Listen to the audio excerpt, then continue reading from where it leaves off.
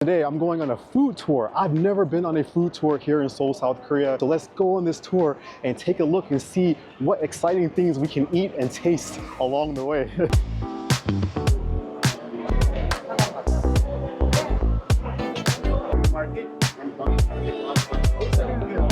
What's going on, Mike? What's up? Having a good time so far? Great time. This is our tour guide for the day. This is the man, the myth, the legend. He's always taking people on amazing food tours around the city. And what are we seeing today? We're going to walk through Gwangjang Market first, and then we'll go to a few spots outside of the market. So, water just to sauce up beans a bit. Like a lot of people soup, you can say. Yo, this is super cool. So this is like my actual first time getting on a food tour here in Seoul, and Mike is doing a phenomenal job. Like, I've been to Gwangjang Market before, but I've never been on an actual food tour with like multiple people. So it's cool to see like everyone talking about the food and looking at the food and just like smiling and taking in the sights. Like, even me as a university professor, I have 150 students, and it's so difficult to like empathize with all of those minds. Even though there are only 10 people in the group, there's so much confusion around here. There are people going everywhere. They're talking in English, they're talking in Korean. So Mike is doing a phenomenal job trying to navigate all of these people on his tour, speaking multiple languages and explain the food.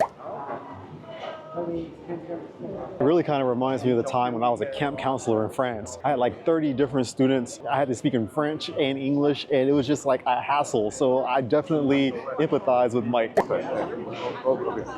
So usually, like for my public tours, I usually cap it at about 10 people, maybe 10, 11 people, depending on how it works out on bookings. Why only 10 people? It's hard to seat everybody, you know, because like some of the places, they're not very big, especially even like this stall over here. Like, it's very, very small. It's a smaller stall. Compliments each other. Take one of each for a dumplings and then pass it down. These are the mandu. These are kimchi mandu that we're gonna eat. Man, that looks really good. So usually the mandu has like pork and stuff inside, but this mandu just has kimchi. This sauce Mike explained earlier, it's a special kind of blend. These dumpling noodles look amazing. Here we go, first taste. Put the dumplings in the sauce. Whoa, look at that. Oh, it's all on my... Oh, that's better. That was really good. Put some mandu in the sauce.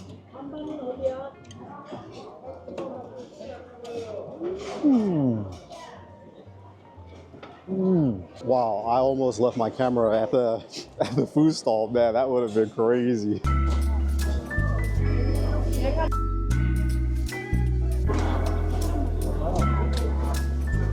Alright, so these are all the fermented pickles. Spicy, but that's not spicy at all. We just got some mung bean pancake. So now we're gonna sample a couple of these pickled banchan to go along with our mung bean pancake. Grab one of these garlics. Got mung bean, got the garlic.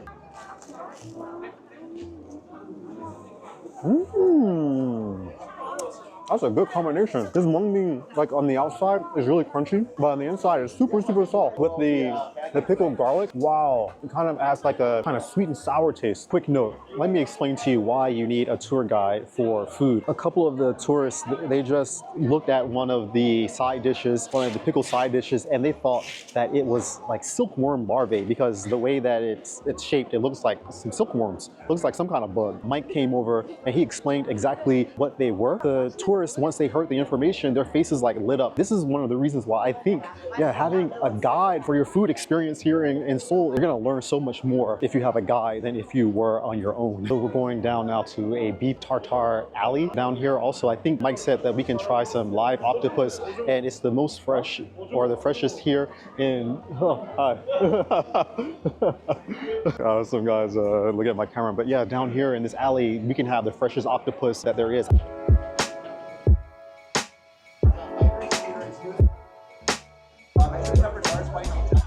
Alright, so the egg yolk is kind of bind everything together, kind of make a sauce out of it.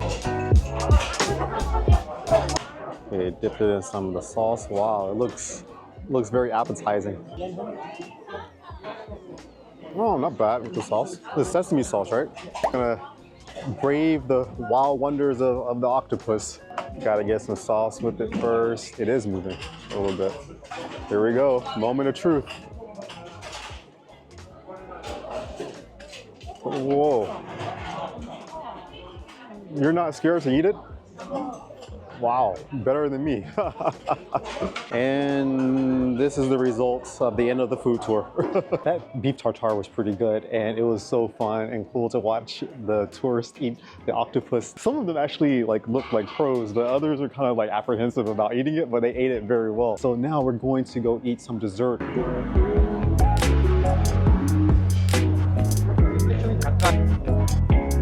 Mike dropped my toothpick, so I have to eat this with my fingers. What a guide. Bottoms up. You got the toothpicks on top. I just want them. Mmm. Alright, so I'm gonna take a... The sauce is like some kind of mustard sauce with some horseradish or something. I can definitely see how this would be addictive. They have cream cheese, they have custard, and they have red bean. I love red bean, but I'll take custard. 감사합니다. Mmm. No, that was a really big smile on my face. Wow. Very sweet. Mm.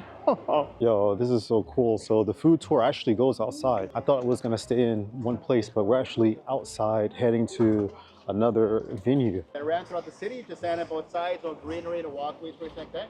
It's mainly used as a drainage system. In the early 1900s, when the Japanese took over, they actually did.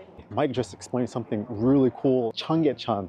Chan means beautiful, 게 means valley, and chan of course means stream. So 𝐷𝐸𝐺 is beautiful valley stream. I had no idea. And he also gave some historical tidbits about 𝐷𝐸𝐺. It used to be like a waste area, and then there was like an effort, I'm paraphrasing, of course. There was an effort to make the stream more beautiful, to beautify it. And that's how we arrived at the beautiful 𝐷𝐸𝐺 today. The beautiful, beautiful valley stream.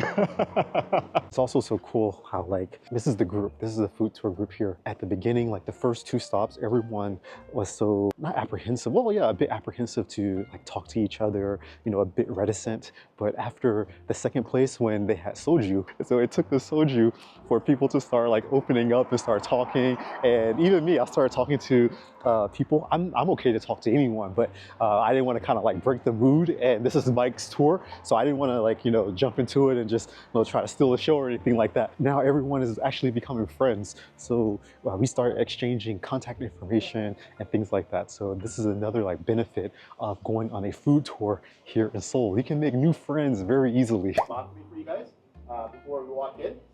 So makgeolli, a lot of people call it rice wine. I'd rather call it rice beer. See Mike over here. He's explaining to everyone what makgeolli is, and he's giving like the history of how it was brewed. He's actually saying that makgeolli isn't rice wine, it's more like rice beer. Mike, before you said makgeolli isn't rice wine, you said you more like to say it's rice beer. Because the way that it's made is more closer to beer than it is to wine. Is it brewed like in big vats or something? Depends on the companies and things like that, but there's smaller companies and there's bigger companies, right? So, but yes, they do usually come in vats and things like that.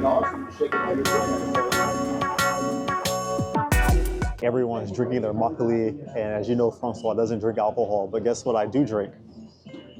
Magical water. This is the only drink you need to have a good time.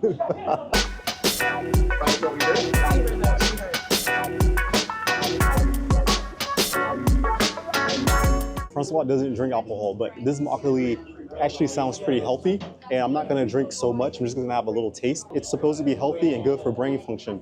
Francois wants to be smart, so bottoms up. Actually, you can't really taste the alcohol. It's got like a really fermented kind of taste to it. It has a little bit of an alcohol aftertaste. Yeah, I can taste some sweetness. I can taste some sourness. Maybe I didn't drink enough to taste like the other flavors. But it's not bad. If I were a drinker, I think I would drink this over like other types of alcohol. Okay, so not only am I growing in knowledge about Seoul, I'm growing in knowledge about food, and I'm also getting my steps in. You need to walk about 6,000 to 10,000 steps every day in order to keep your metabolism, you know, moving, you know, keep it going. Like this food tour offers a lot of benefits. I can eat delicious food. I can meet new people and become friends, which I've already done, started networking. So if you are a foreigner and you're interested in learning more about Korean culture and history and food, you gotta come on this food tour. You gotta come.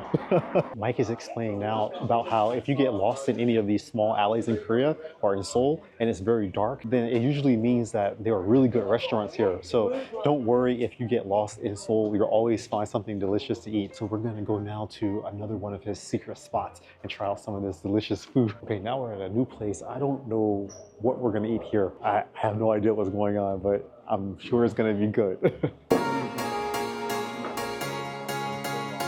Mike is introducing everyone to 𝐒𝐲𝐿. So 𝐒𝐲𝐿 is chicken and 𝐿𝐥, which is like chicken and beer. So a lot of foreigners who come here, they don't know that Koreans usually have like chicken and beer together. That's like the perfect combination, especially if you're hanging out with your friends or in large groups. So now they're getting a deep dive into Korean eating culture. Here it is. So this is like the fried chicken with some kind of garlic sauce, which is really good. It looks like applesauce, but it's garlic.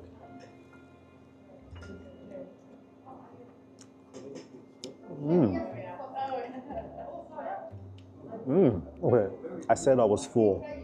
It was a lie. Check out this guy. He wants Sprite in a soju cup. This is crazy. It isn't that bad. Oh, wow, okay. It's like saying hello to Francois. I expect to see myself on YouTube. Okay, it looks like we're heading to our last destination on the food tour. We're going to a food tent, a pojangmacha, which is what they call it here in Korea. And usually, these places are so cool in the winter time or when it's chilly outside, because when you go in, it just feels so super cozy. And now that we have like a really big group, like we're going to go in and like sit all together. So it kind of feels like it's like a family environment almost. And now the group is very well together. They're talking and everyone's like, you know, smiling and laughing and just, you know, everyone's exchanging information. It's so cool. It's amazing to see like the evolution of the food tour.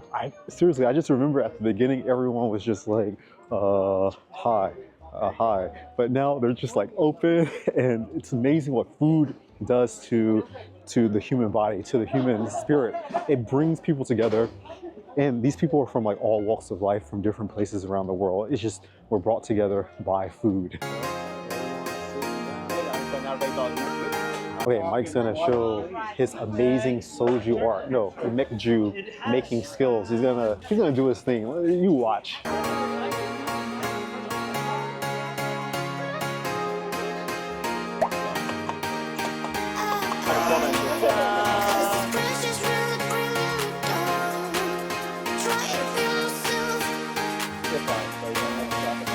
Not really hearts. So. Spicy tteokbokki. Look how spicy this is. That's gonna burn my mouth and it's gonna burn my stomach.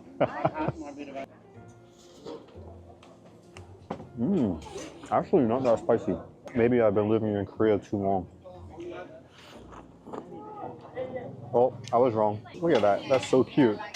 They got the kerosene heater heating up the teapot or the water pot. So two of the blue ones this time. So each. Okay, so like there's 3 main drinking areas. Time to say goodbye. You do both. Oh, So everyone's leaving. Oh, Mike, exit interview. Why did you start the food tour? to be honest, I just fell into it. This is not something that I ever planned on doing. But the thing is that I've lived in Korea for 16, 17 years. And every year I would have friends that would come to Korea. And then I would take them around and they're like, oh my God, if it wasn't for you, I've never had such a good time. You should really start a business. And so in the beginning, I kind of just like, you know, brushed it off because like they were trying to be nice, you know, they're my friends' friends.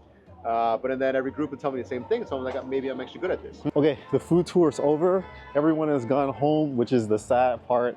You know, you meet new people and new people, they leave, but you know, at least we had this opportunity to be together. Mike did an incredible job on his food tour. The food tour is 5 hours long, but it didn't feel like it was 5 hours at all because, you know, he's explaining in detail about food and culture and history, and then people are taking time to drink and eat and talk and congregate. So the time just went by super quickly. So I highly recommend joining Mike's food tour. You can contact him on Instagram or through email, but I'll put his Instagram in the description box so you guys can like come on one of these amazing food tours and just learn so much history about Seoul, about Korea, and about Korean food. Thanks a lot for joining. gonna go home. I'm full. I ate a lot. So as always, thanks to my channel members, Coco Cook and Canada, for helping me to promote my channel and for helping me to go around Seoul and Korea and making this amazing content. Love you guys. Make sure you stay hydrated, and I'll see you in the next one. Take care. Peace.